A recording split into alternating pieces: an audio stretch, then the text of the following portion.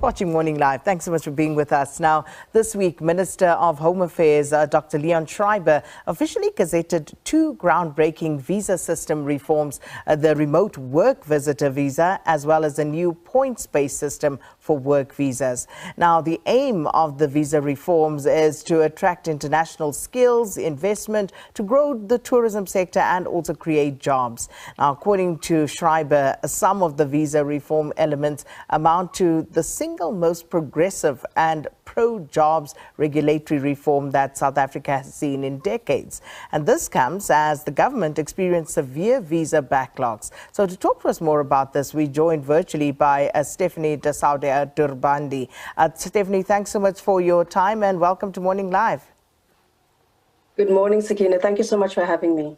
First off, Stefanie, the significance of the Department of Home Affairs implementing these two visa reforms. So these two options were in fact gazetted in May.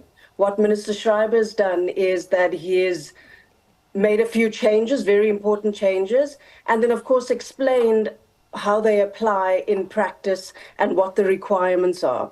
And the significance, I suppose, is that, well, it is significant because it demonstrates that, you know, South Africa is now, well, he's modernizing immigration policy, he's adapting to global competition, and he's trying to be more welcoming and making policies and procedures more attracting so that we can attract more foreigners into our country. I think there's still a lot that needs to be done, but it's a step in the right direction.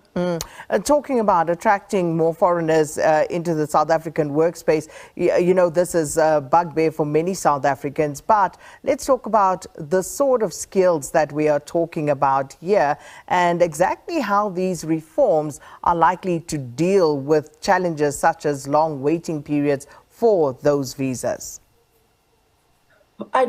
Honestly, I don't see how these are going to affect the waiting periods.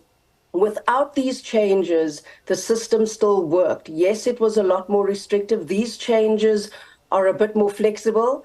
As I said, a lot more can be done. People like social workers, educators, for example, are still largely excluded with this point-based system, but it does allow for a lot more flexibility. However, that doesn't impact processing and quality of decision-making, which has been the biggest problem and the biggest stumbling block over the years. That is a separate issue that needs to be addressed and needs to be fixed. In fact, probably more so than even introducing new policies. Which is an interesting one, because if we look at the new points-based system, for example, Stefanie, how is this reform hoping, at the very least, to make it easier to determine between critical skills and general work visas, for example? Well, I don't really see the benefit and value for critical skills because we have a list which is very clear and which sets out what skills are critical and what the requirements are. The current list, unfortunately, excludes people with experience and no qualifications, which is unlawful and needs to be addressed, and hopefully it will be. But I suppose the point-based system it benefits the general work visa process more because that's been the problem over the last few years, especially in acquiring the recommendation from the Department of Labor. So with this point-based system, it now affords general work visa applicants a bit more flexibility. You don't need the labor recommendation. You can apply based on your qualifications and the number of years of experience. So it's and not or, when the law actually makes provision for all qualifications or experience. It does, however, present one problem. I'm sure you know about the ZEP issues and Zimbabweans that have the exemption permits. And about a month ago, the minister issued a blanket waiver to assist all ZEP applicants in waiving this labor recommendation and allowing them to apply for the general work visas without, at the time there was no point-based system. So, of course, rules don't apply retrospectively, but one does wonder how this is going to affect ZEP holders who have not yet submitted their general work visa applications, because a lot of people still are excluded. You have to have at least a master's degree, and you have to earn between 700 or 650 and 1 million rand per annum, which is quite a high threshold.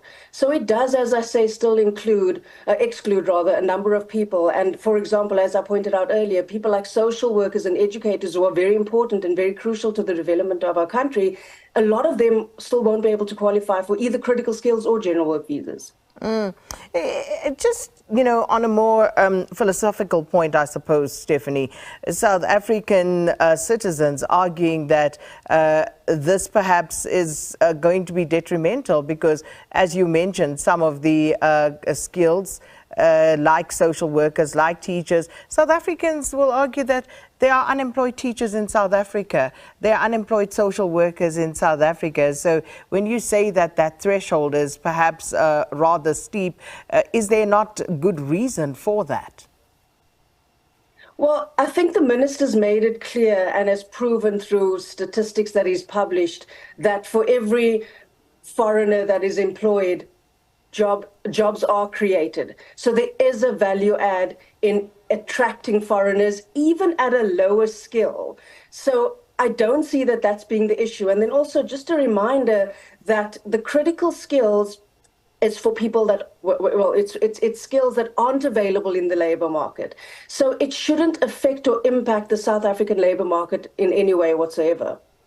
So therefore, we shouldn't be bringing in foreign workers to be teachers and social workers, just to stay with your example, because we have an oversupply of those in the country at the moment. It's not that we shouldn't be bringing these people in. We need more people. We do have South Africans. South Africa has one of the highest unemployment rates, and I think that there isn't enough jobs to cater for all the people that are unemployed.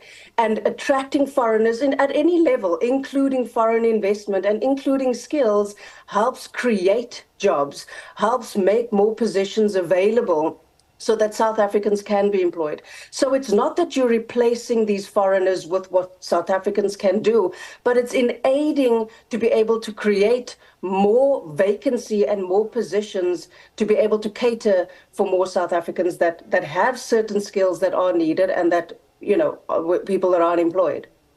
So, looking at the current picture, Stefanie, how difficult has it been for international companies to send their critically skilled employees to come and work in South Africa? It's been difficult, but not in the sense that the law has been the problem. The problem have been delays. As you know, the processing of a visa application can take a year or longer. People don't have a year longer to wait for a visa outcome. And then also the quality of decision making has been awful, and that's been a problem for a large number of years. So you spend waiting a year for an outcome only to get a wrongful rejection, which means you have to go back into the system, and appeals take even longer to process than first-time applications. So again, the difficulty has been in the application of the law and in the processing of applications. And you've mentioned that twice now. So where does the solution lie to that, the quality of decision making? Because it's not only a lengthy process, but you say that the quality is also questionable. So where does the answer lie? Well, I think that it lies in being properly educated, properly trained in not just the Immigration Act, but also in their duties and roles as public administrators. Most of these officials have checklists, and these checklists are not the Act and the regulations. And that's what the checklist should be.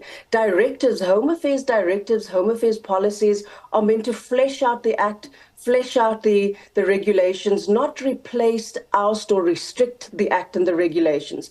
And I think just one big step would be having the Act and the regulations as the checklist. That has been the biggest problem. If you apply for a visa in Paris, in South Africa, in the UK, it's a separate set of rules that would apply, and that shouldn't be the case.